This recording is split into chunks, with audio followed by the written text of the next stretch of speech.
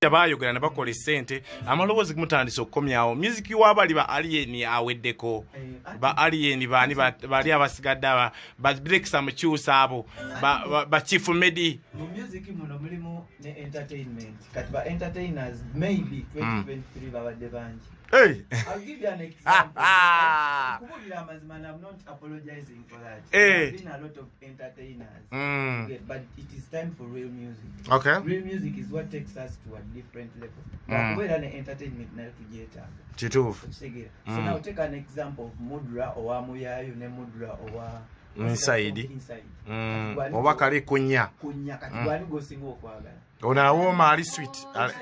Ali bit sweet. No, like ya tukokonya kwabula chimuli change. Namugamba no mugamba mbana akamalo mugamba wano. Viga gondi swangs nange na chimugamba no swangs mbandi awo neripiro. Namugamba oluyimba walwebakiramu olwano bajja ne other piece. Okay, birungi but at the end of the day you know kola yoche baita music inova muko ko entertain. Kati abasajja nga alien akoza ati okudda. Awomerezemu. Tujaba kubira kusima. Kale kaiva kapya kaita my baby okuva ankoloni ani gwe muwandisi gwe producer. Video ya fulumyeda. Video ya fulumyeda. Kali kuchenda kadonze munana Metro FM kunoti 75 tugenda kuita kwa simu yeka eyange ndala eri ya 11 yafunyemo obuzibu naye kunoti direct ogenda kuba precise simple and precise mu dakika seconds asatu njagala abakubi musanvu ankoloni mujeke ngalo pretty banks ayingire atulabe engeri gye kinatambulamu naye nga ntumira ku muganda wange Edi Buyonda agamba 15 big ba ekibetu mwagire muganda wange manager kitonsa kutumiddeko ne viral na kitende balina akalimba kapya ali mu motoka yavuga atuuliza ngambye amasavu ganji nyo tune woma angambi uncle talented gwasose hello gwasose mu second simbi tugezako kye tukola lena abantu nabone lero ko kye bagala basically we are doing our best so bili episode bitogedde writer artist na ebisigadde kye kireta byonna kye kitandika byonna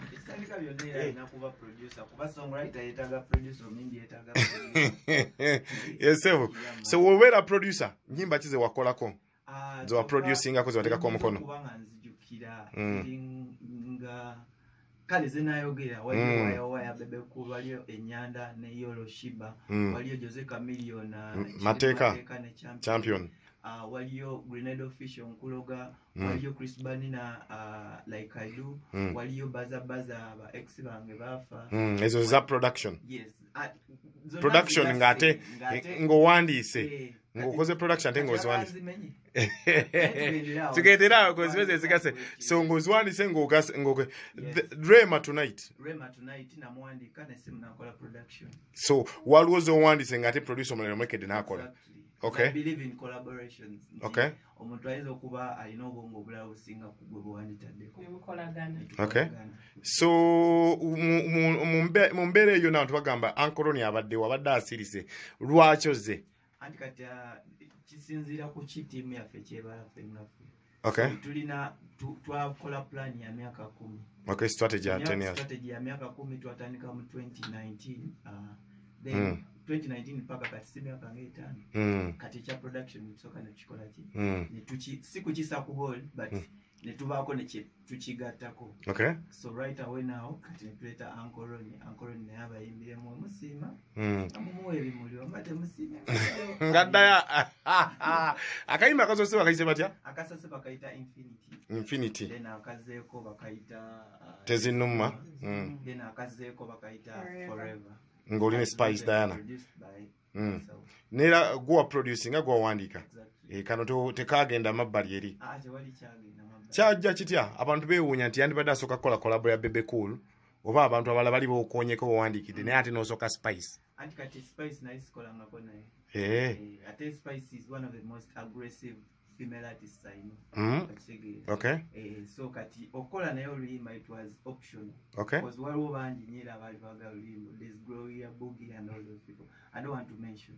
But nze nganze. Not to a perfect matching or figure. Okola oluyimba management ya Spice yantu kiriya. Roja approach mina ngaba. Neno oluyimba lulungi lwaki tuliyimbe ffenna. Nensoka nenkirowoozaamu but when I weighing options zange nenda banga Spice is the right candidate. Okay.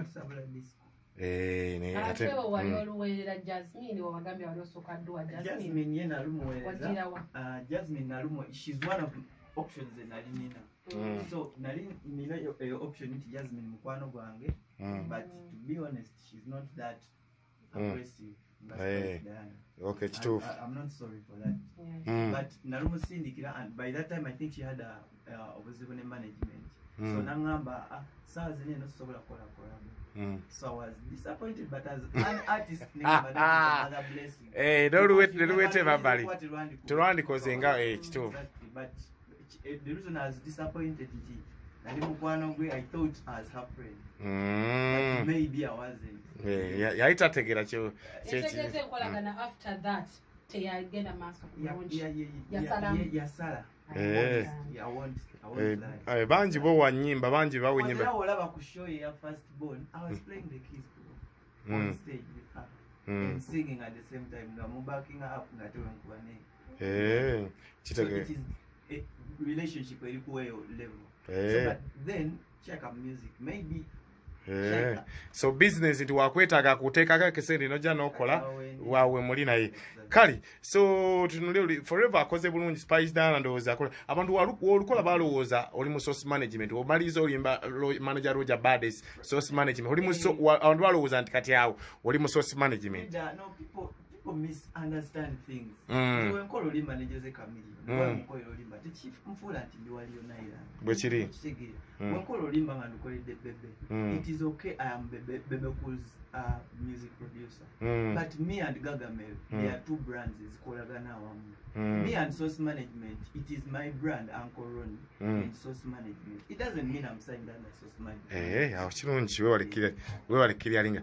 So what wali Uncle Ronnie? So Uncle Ronnie okuja kwa mondongo baraita na dai nyimba nga barema bawandi kide nabala techiba tise muntu Ronnie ideas yandi tuwadde kati agenda ziyimba okuleka ngabo just naturally but yeah never you do not tolina luyimba attach it in you don't so touch agenda kwa ukana ngo muyimbi nange natula ne mpitiriza dogozi che taliwana and if you could listen to that piece something that is different from all the things I've been doing bwechiri so okay so haya katulinde so mukuchenda katonze munana medwe Uncle Ronnie na kayimba kapeka wita my baby tugenda kafuna mu tulabe ne nga tutunulia so Uncle Ronnie management under management chi ndi I have my own label okay Sweetest Sound Records okay yes okay as an artist so management eriwo management weri nkugambye label management is Sweetest ati Lokan David Simple MC One Miracle and management so bankwasa ganya kali katufune mukayimba kapewe tukomawo muja baja ongera muso ya mutufune na amasimu yasobola kikiririra achogera kama mazima wagambye nino kati sawa ya muziki ogwaddala ekyateina mwe bali abunda abantu bagala byogerako naye ekyamazima muziki omulungi asigala mulungi bekiri abantu tebakkiriza olimu omugamba waliwo omuyimbi eyakayisa yakola statement nagamba nti nze muyimbi abayimbi be bana bawomereza obulowoozi naye nga kyayogera kyeki naye nga kyekya musiki nebali musigale nga mukolera musiki omulungi ajja okuwangaala kale taata olaba oli ngaayagala omugambako nayagala oleetebako oluusi mu studio siragira naye muleke osigale ng'oli ku mulamu omutunde ebbanga lyonna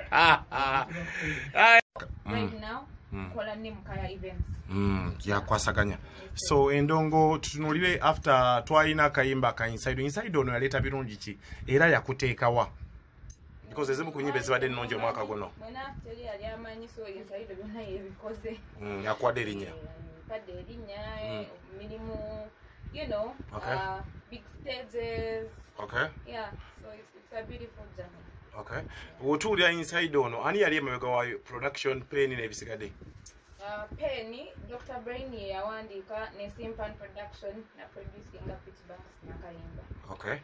So walube nauli abali basoso dweteka ko tibalikola production bali bani abo. Olimbo lwa inside walwa bagamba basoka ne bagamba yasoka waffe no bagenda dutwale wala inside of production wasoka yali ani yasoka kola. Nze yakugambye olugambo lwange lwacho oluyimba. Walwe tuli awo lesiba ko luyimba. Nze yakuwadde olugambo lwange lwacho wayiriza. Mbulira. Demo twasoka jikolera wa Di Mario. then you know official production netumukole cause Dr. Ben ali akola ne demand kati mu studio demo tulino gikolera okuba wali kumpi wa mu bikompi yes okay nene tulutwale one simu na bikulwa buto different so endonga eno oluyimba lwe luzero no abaami bazze batya abaami bakuba queen boxing okusaba bona